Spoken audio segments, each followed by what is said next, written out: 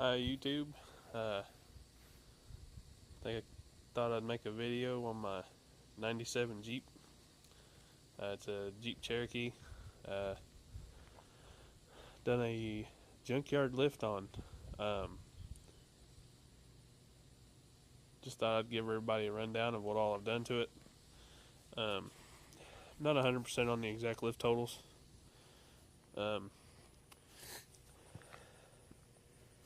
Sorry, by the way, if I sound terrible, because I've got a pretty bad cold / sinus deal. I don't know.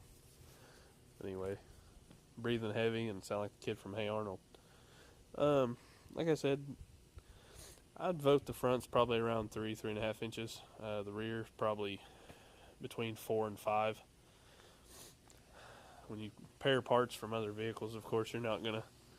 It's kind of hard to get a exact number, but all in all, it doesn't look too bad. Minus the mid-90s light setup. Hopefully, I have light bars soon.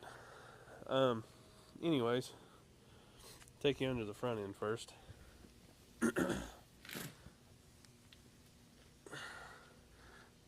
First up, just have a plain Jane old rough country steering stabilizer. Rest of it's all the stock steering. I do have a I think it's a Rusty's off-road 1-ton conversion steering kit, blah blah blah, to go on it. Buddy actually gave it to me. I'm going to replace all the tie rod ends. First off, the coil springs. Coil springs are out of a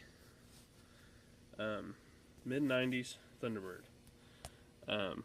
They do not pigtail on top, so I actually had to make this little adapter. Basically goes inside of here.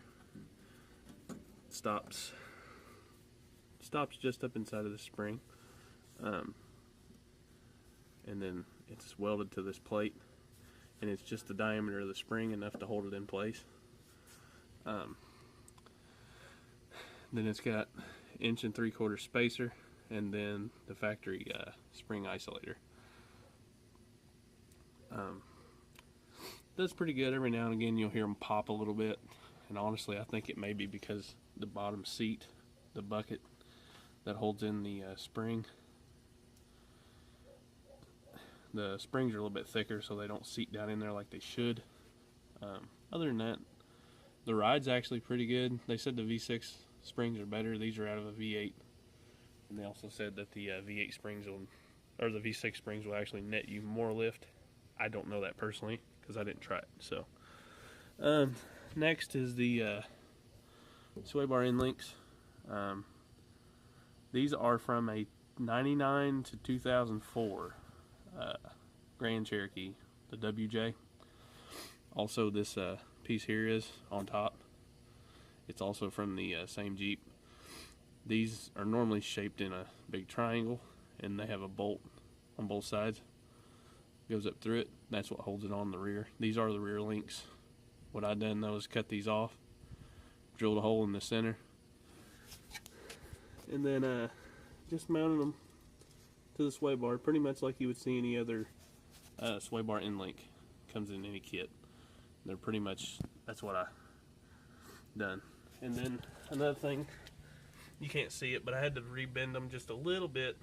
Another thing is my axle hasn't been moved over. It's to using the stock location, so got a little bit of tire poke on this side compared to this side. So I'm going to fix that with an adjustable track bar. Next, these are just literally just stock JKU shocks off I think a 2013. Used the sway bar end link mounts off the rear, trimmed them down a little bit, re-drilled the holes, mounted the bottom of the shocks. I'm going to get YJ brake lines because they're about 3 inches longer for the front, and like I said, an adjustable track bar. I've got the I think they're Prothane sway bar mounts on the frame. And that's about it for the front right now. Move on to the rear. Now the rear, some people's gonna give me a lot of hell about it, but I have no shocks on the rear right now because I have to redo the upper mounts, and also my brake line. I mean, that's it.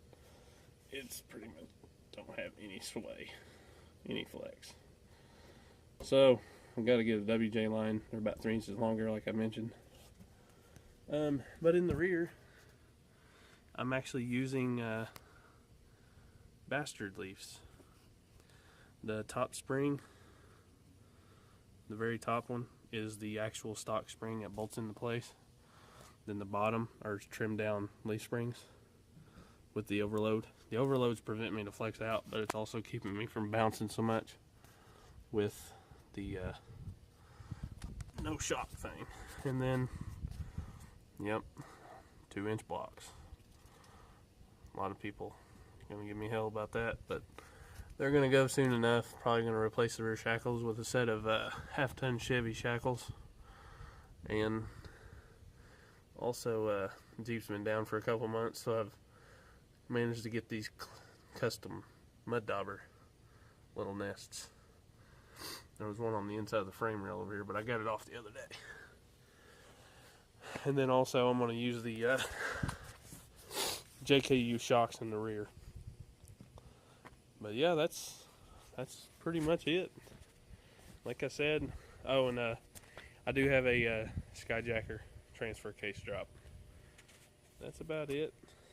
Like I said, you know, if you want to get a lift cheap that rides, you know, pretty good. I mean, I can't say it rides as good as a long arm kit or anything, but for probably less than $100 that I have in it, because I've used all the parts from junkyards that are given to me by friends, and found, you know, the shock and a few things. There's transfer case drop cheap, but other than that, that's pretty much it. That's all I can think of at the moment. If you have any questions, don't be too scared to ask. Thanks for watching.